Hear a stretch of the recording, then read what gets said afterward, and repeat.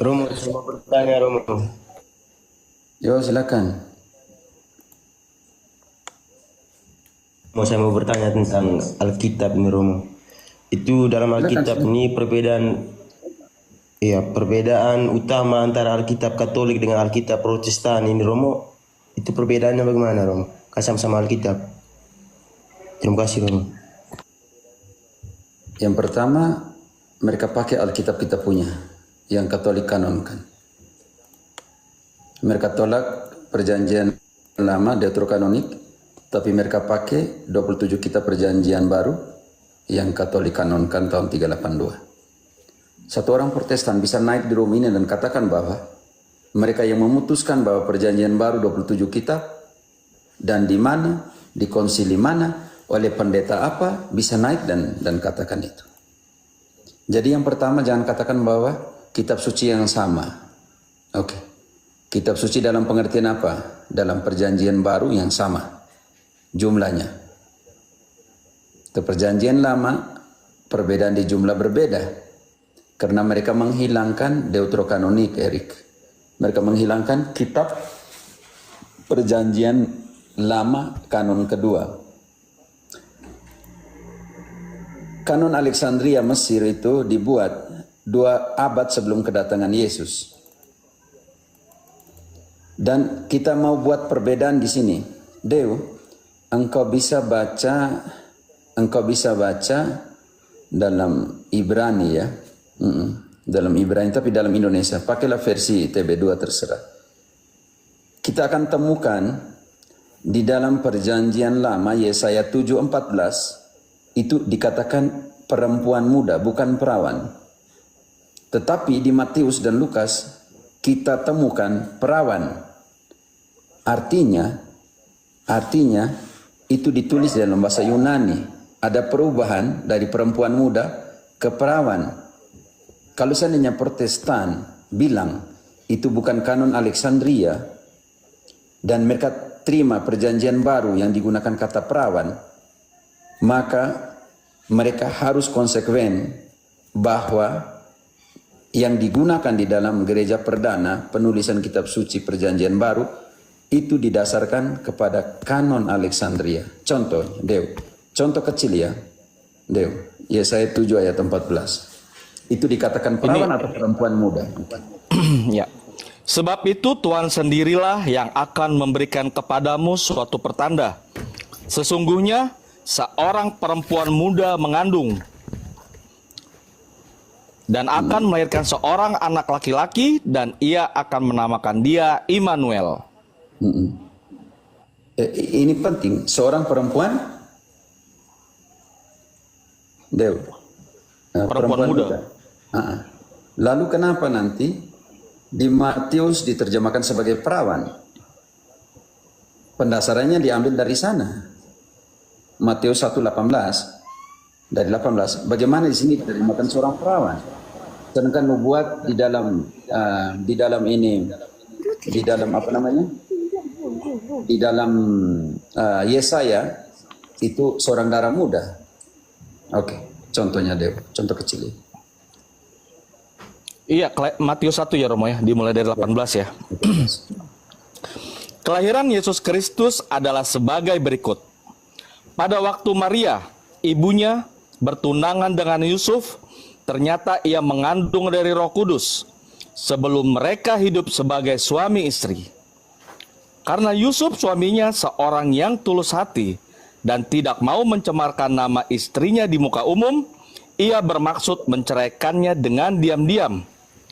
Tetapi ketika ia mempertimbangkan maksud itu, malaikat Tuhan tampak kepadanya dalam mimpi dan berkata, Yusuf anak Daud, janganlah engkau takut. Kembali ke sana. Ya Romo. Itu ada garis bawahi kata perawan atau tidak? 18. Si belum 19, 20. 19, 20 belum, 20 enggak. Harus ada itu. Anak darah 23 Romo. Oke, anak darah, garis bawahi anak darah diterjemahkan situ. Nanti sebentar kita ke interlinear. Sekarang engkau kembali ke Lukas 1 ayat 26, 27. 1 ayat 26-27. Dalam bulan yang ke-6, Allah menyuruh malaikat Gabriel pergi ke sebuah kota di Galilea bernama Nazaret, kepada seorang perawan yang bertunangan dengan seorang bernama Yusuf dari keluarga Daud. Nama perawan itu Maria. Di sini, saudara dan saudariku yang terkasih, ada perubahan di sini tidak, dari anak darah ke perawan? Ada. Halo? Ada. Artinya saudara dan saudariku yang terkasih, kita harus lihat terjemahan Yunani. Sekarang kita masuk ke Yunani, dan ini penting sekali. Kalau terjemahan Ibrani sebagai anak darah, lalu kenapa saudara-saudari Protestan terima itu sebagai perawan? Bisa mengerti? Kalau seandainya tidak diterjemahkan ke Yunani di dalam kanon Alexandria sebagai perawan, bisa mengerti, Deo? Bisa, Romo. Kita ambil itu sebagai perawan itu karena terjemahan Alexandria ke dalam bahasa Yunani dari anak darah ini. Ya. Makanya tidak konsekuen Protestan ini. Terjemahannya itu setiap tahun harus diubah, diganti, diganti. Karena Adventista buat sendiri, Mormon paling parah, dia print sendiri. Lalu Pentekostas berusaha untuk terjemahkan menurut mereka punya. Ini jadi bingung. Erik, jadi yang pertama, tidak benar bahwa orang Katolik menambahkan deuterokanonik. Deuterokanonik itu sudah ada 2 abad sebelum kedatangan Yesus. 200 tahun sebelum kedatangan Yesus di kanon Alexandria sudah ada. Luther memisahkan deuterokanonik dari protokanonik dan meletakkannya sebagai kitab-kitab apokrif, artinya kitab-kitab yang bisa dibaca sebagai sumber iman, tetapi tidak mempunyai otoritas yang sama dengan kitab-kitab yang lain. Artinya di sini penolakan pertama di situ sebagai apokrif. Penolakan kedua terhadap deuterokanonik dari Martin Luther itu karena ditulis di dalam bahasa Yunani. Hal yang sama ditolak oleh orang Yahudi karena ditulis di Mesir Alexandria dalam bahasa Yunani, maka autentikasinya dalam bahasa Ibrani itu tidak dibenarkan. Tetapi dalil ini dihancurkan pada saat penemuan komunitas Qumran 1947. Dan ditemukan bahwa deuterokanonik itu sebelum diterjemahkan dalam bahasa Yunani ditulis dalam bahasa Aramik dan dalam bahasa Ibrani. Kalau seandainya alasan ini dari Luther dan Protestantisme mengikuti itu, maka setelah ada penelitian Qumran, maka Protestantisme harus terima kembali deuterokanonik. Karena tidak ditulis pertama kali dalam bahasa Yunani, ditulis dalam bahasa Aram dan Ibrani dulu. Gugur dalil dari Protestantisme Protestan dan Martin Luther tentang deuterokanonik ditulis dalam bahasa Yunani. Gugur juga ketika 1 Timotius 3 ayat 15. Timotius 3 ayat 15.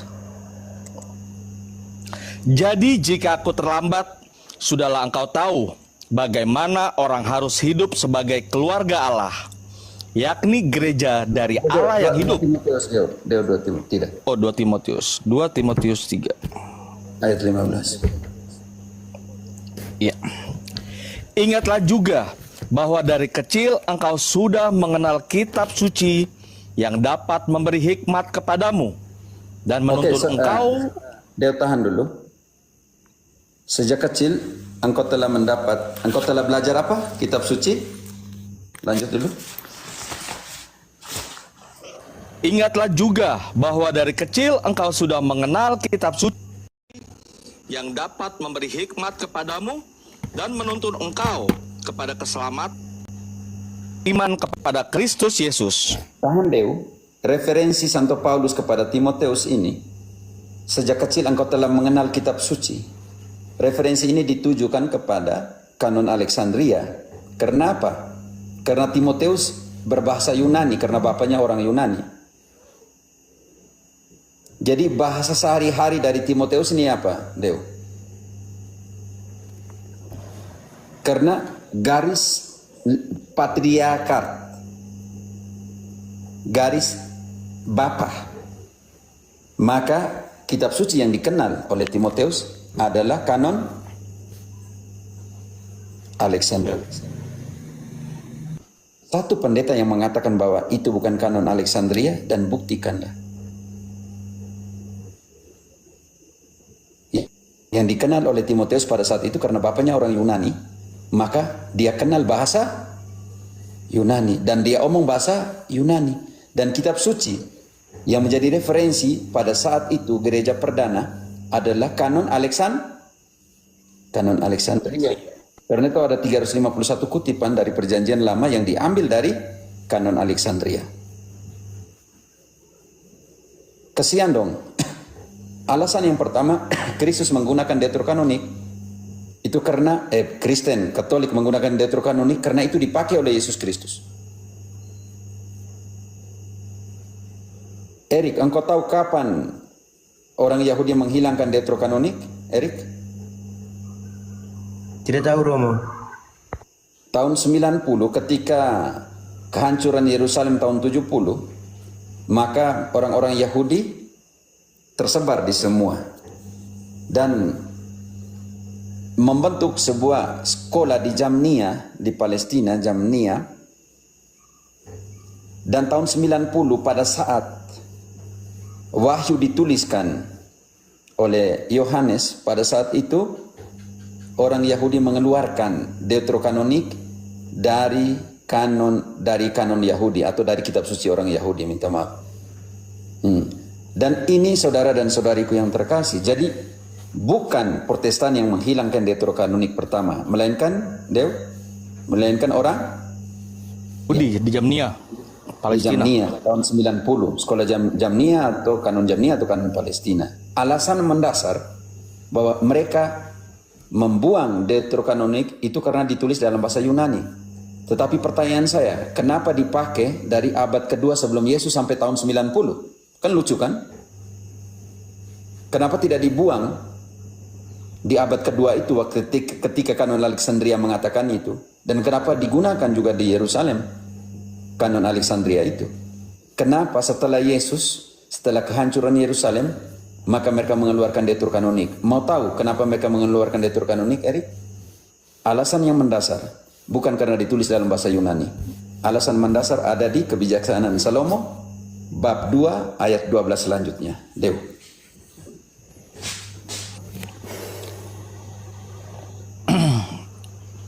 Kebijaksanaan Salomo bab 2 ayat 12 dan seterusnya ya. Marilah kita menghadang orang yang baik, sebab bagi kita ia menjadi gangguan serta menentang pekerjaan kita. Pelanggaran-pelanggaran hukum dituduhkannya kepada kita, dan kepada kita dipersalahkannya dosa-dosa terhadap pendidikan kita. Ia membanggakan mempunyai pengetahuan tentang Allah dan menyebut dirinya anak Tuhan. Oke, Erik, siapa yang di dalam perjanjian baru menyebut dirinya anak Tuhan? Siapa?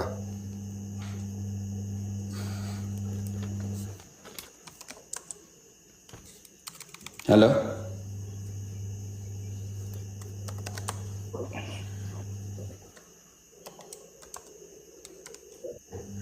Yesus. Oke, lanjut. Bagi kita, ia merupakan celaan atas anggapan kita. Hanya melihat dia saja sudah berat rasanya bagi kita. Sebab hidupnya sungguh berlainan dari kehidupan orang lain. Dan lainlah langkah lakunya. Kita dianggap olehnya sebagai orang yang tidak sejati, dan langkah laku kita dijauhinya seolah-olah najis adanya. Akhir hidup orang benar dipujinya bahagia. Oke, dan ia bermegah. Ingat sabda bahagia Matius 5, berbahagialah, berbahagialah, berbahagialah. Tetapi bagi kita ini dia kritik mati-matian. Celakalah, celakalah, celakalah, celaka. Lanjut. dan ia bermegah-megah bahwa bapaknya ialah Allah. Coba kita lihat apakah perkataannya benar, dan ujilah apa yang terjadi waktu ia berpulang. Jika orang yang benar itu sungguh-sungguh anak Allah, niscaya ia akan menolong dia serta melepaskannya dari tangan para lawannya. Mari kita mencobainya dengan aniaya dan siksa, agar kita mengenal kelembutannya serta menguji kesabaran hatinya. Hendaklah kita menjatuhkan hukuman mati keji terhadapnya, sebab menurut katanya ia pasti mendapat pertolongan. Demikianlah mereka berangan-angan, tapi mereka sesat, karena telah dibutakan oleh kejahatan mereka. Maka mereka tidak tahu akan rahasia-rahasia Allah, tidak yakin akan ganjaran kesucian, dan tidak menghargakan kemuliaan bagi jiwa yang murni. Sebab Allah telah menciptakan manusia untuk kebakaan, dan dijadikannya gambar hakikatnya sendiri. Oke. Tetapi Berarti Yesus dibunuh oleh siapa? Menurut kebijaksanaan Salomon? orang Yahudi, Romo. Karena itu yang pertama, kalau mereka tidak hapus kebijaksanaan Salomo, mereka harus terima bahwa Yesus adalah Mesias. Yang kedua, mereka harus terima bahwa mereka lah yang membunuh siapa? Itu alasan dasar kenapa orang Yahudi menolak Deuterokanoni. Kasihan Protestantisme, kehilangan akar di sini. Kenapa orang Yahudi menolak Yesus? Menolak Deuterokanoni. Karena mereka harus mengaku menurut kebijakan Salomo, mereka lah yang membunuh Yesus, dan Yesus adalah anak Allah, Mesias. Dan Luther menaruhnya sebagai apokrif sampai dengan tahun 1825 dari 1517. Artinya sekitar 307-308 tahun mereka tetap memiliki Deuterokanonik sebagai apokrif di kitab suci Protestan. Tetapi sejak Asosiasi Biblis Londres, Inggris mengeluarkan secara utuh Deuterokanonik itu dari kitab suci pada tahun 1825 sekitar itu. Erik bisa mengerti? Dan banyak alasan kenapa Protestan menolak Deuterokanonik. Contohnya mereka bilang tidak ada kesamaan historis. Tidak ada kesamaan historis. Saya mau pakai satu. Oke, bilang kesamaan historis antara Baruk dan Daniel dan Esther dan oke.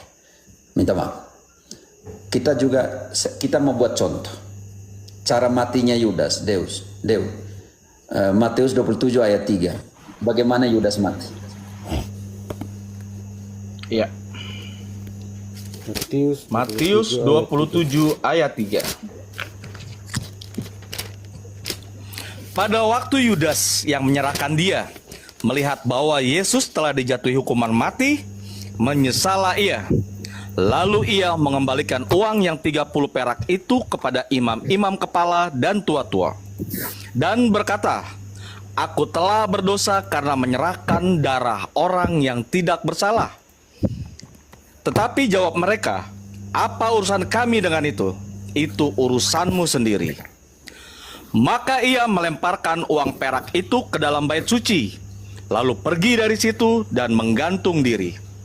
Oke, tahan Dew. Menurut Matius, cara matinya Yudas itu bunuh diri. Bunuh diri. Dan uang itu dibuang kembali ke bait Allah. Oke. Sekarang Kisah Para Rasul punya versinya sama atau tidak? Oke. Kisah 1 ayat mulai dari 17 lah. Dahulu ia termasuk bilangan kami dan mengambil bagian di dalam pelayanan ini. Yudas telah membeli sebidang tanah dengan upah kejahatannya, Lalu ia jatuh tertelungkup dan perutnya terbelah sehingga semua isi perutnya tertumpah keluar. Pertanyaan saya untuk Protestan. Kisah punya versi, Lukas punya versi, bahwa uang itu dia pakai untuk beli apa? Erik? Beli tanah. Nah, Versinya Matius, uang itu dia kembalikan kemana?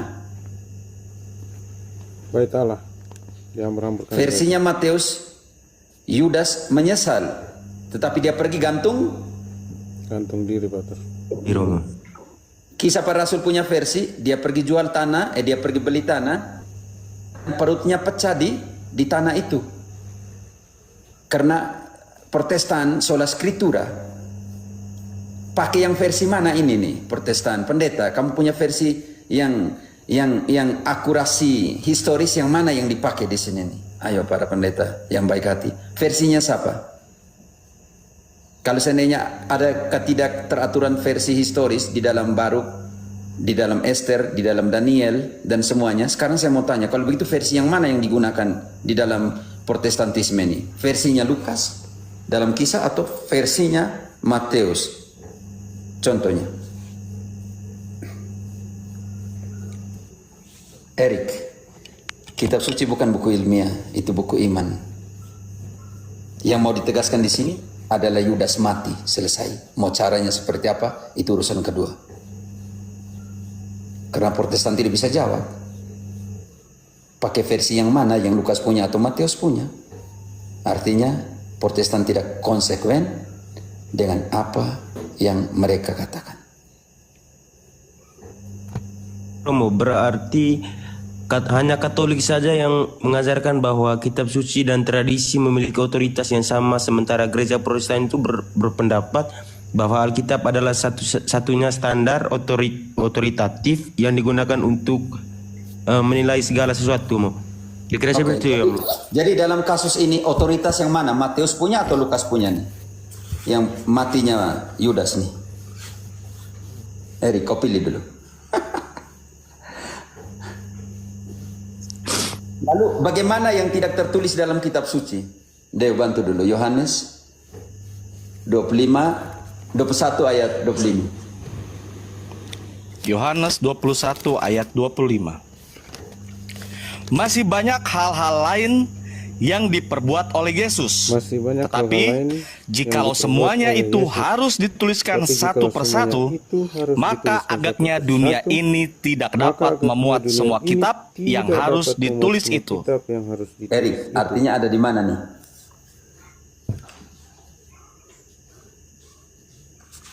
Butuh tradisi, Pater.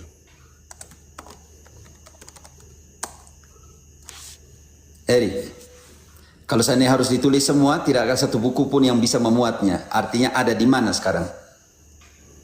Tradisi gereja.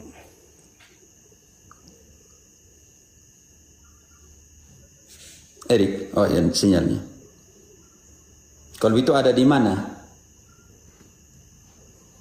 Mau bukti? Bukti, ayo. 1 Korintus 15. Dew. Tidak bagus, Romo. Oke, sekarang saya tanya. Yang Yohanes tadi bilang 21 ayat 25, kalau seandainya semua harus ditulis, tidak ada satupun buku yang bisa memuatnya. Kalau itu yang tidak ditulis ini ada di mana?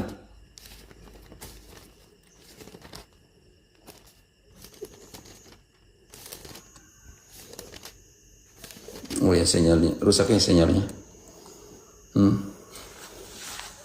Sinyalnya rusak ya?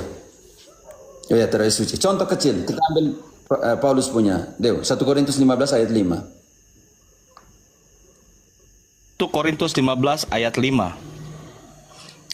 Bahwa ia telah menampakkan diri kepada Kefas Bahwa ia telah dan menampakkan kemudian diri kepada Kefas kedua dan belas kemudian muridnya. kepada kedua belas Tahan. muridnya.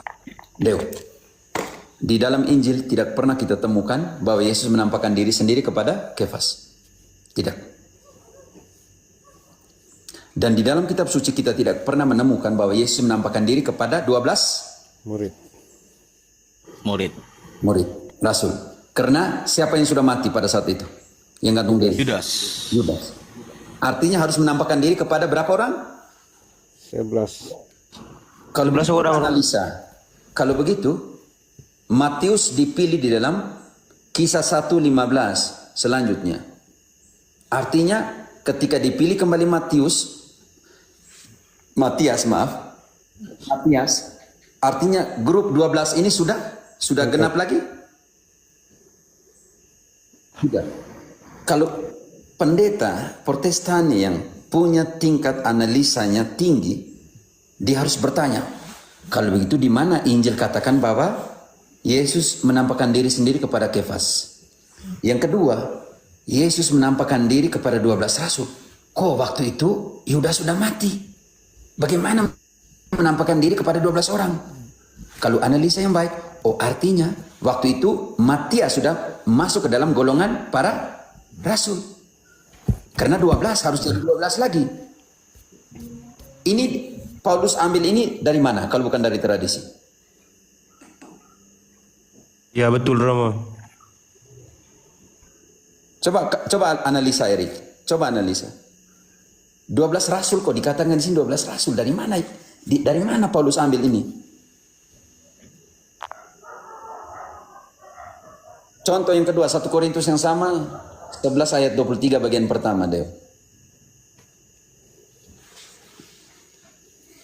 Korintus 1 Korintus berapa Romo? 5 ya? 11 ya Romo ya? Ayat 23. Iya, 11:23. Bagian pertama. Sebab Oke, baca ya, semua 1 Korintus 11 ayat 23.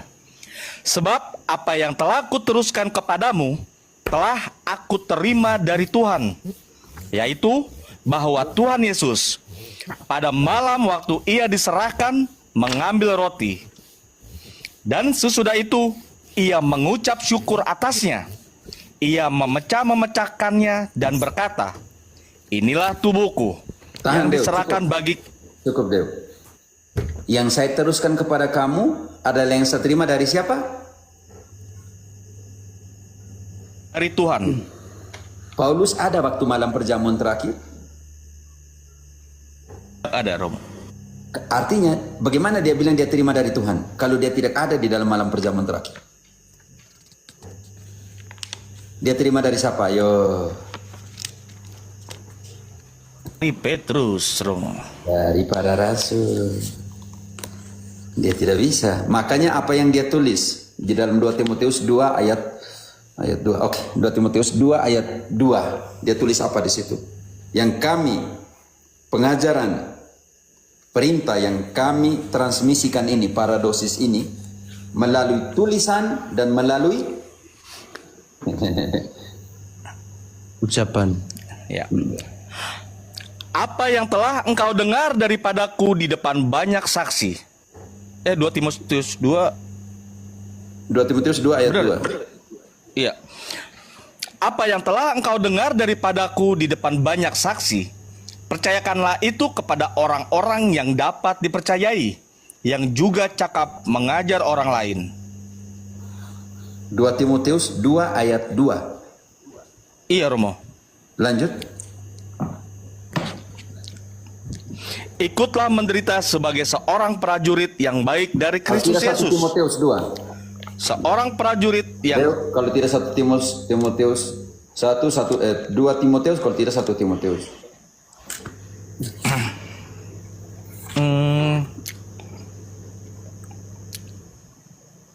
Untuk raja-raja dan untuk semua pembesar, Romo. Coba 3 ayat 2. 2 Timotius. Itu tentang penilik, syarat penilik. 2 Timotius 3 ya. Kalau coba 2 Timotius 3. Ya. 1 Timotius 2 3 ayat 2. 1 Timotius 2 3 ayat 2. 3 ayat 2, ya. Karena itu penilik jemaat. Itu 1 Timotius ya? Harus 2 Timotius. Iya, 1 Timotius. 3 ayat 2 apa?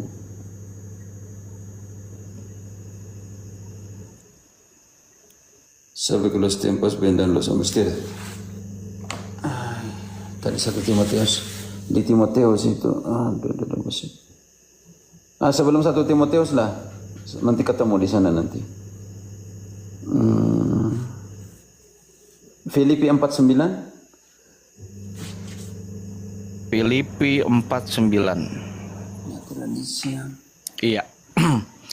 Dan apa yang telah kamu pelajari, dan apa yang telah kamu terima, dan apa yang telah kamu dengar, dan apa yang telah kamu lihat padaku, lakukanlah itu. Maka Allah sumber damai sejahtera akan menyertai kamu.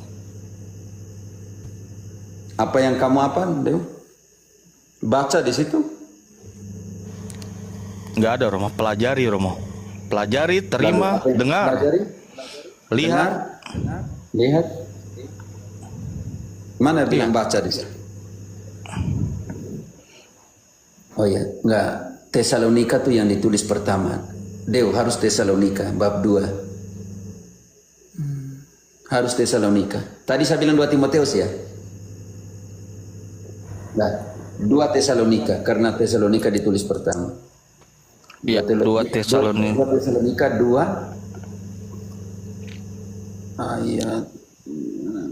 Tadi kalau tentang kitab suci tadi 1 Timoteus 3 ayat 15. Tentang hal ini 2 Tesalonika 2 ayat 15 juga. 2 Tesalonika 2 ayat 15 ya, Romo. Ya. Ya, benar. Sebab itu berdirilah teguh dan berpeganglah pada ajaran-ajaran yang kamu terima dari kami, baik secara lisan maupun secara tertulis. Baik secara lisan maupun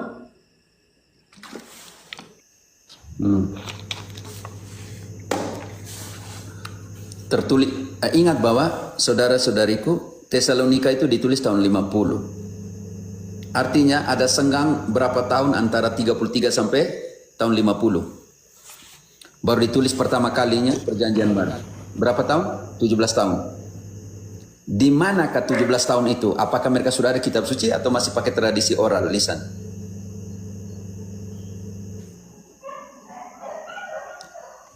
Mau? Erik, pertama tradisi lisan atau pertama tradisi tulis?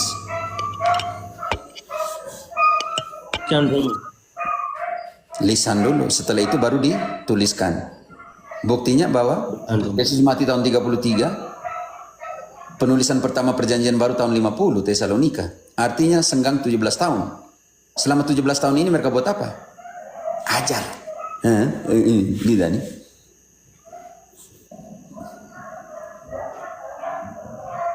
Ini yang saya tidak mengerti teman-teman Protestan. Mereka bilang otoritas utama ada di kitab suci. Oke lah, kitab suci katakan begini, pendeta yang terkasih, jika matamu membuatmu berdosa, cungkilah. Kenapa pendeta masih lihat sampai sekarang?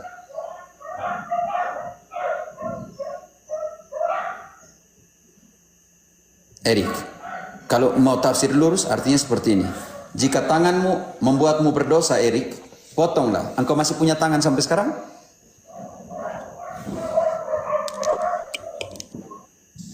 Berarti engkau tidak menjalani apa yang ada dalam kitab suci. Karena di situ harus harafiah. Potong sudah kamu tangan toh. Karena apa? Karena bilang kami tidak berdosa lagi. Tipu. Karena 1 Yohanes 1 ayat 8, jika katakan bahwa kita tidak berdosa, kita ini tukang tipu. Dewa. Artinya sekarang nih, pendeta tidak punya mata, pendeta tidak punya lidah, pendeta tidak punya telinga, kan tukang gosip, tidak punya mulut lagi karena tukang framing, contohnya seperti itu. Yang Protestan semua seperti itu kalau gitu.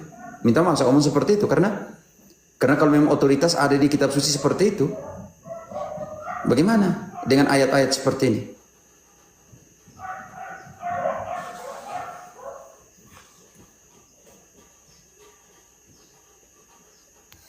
Oke. Dia kembalikan kepada kalian. Mana Om Erik Saleh?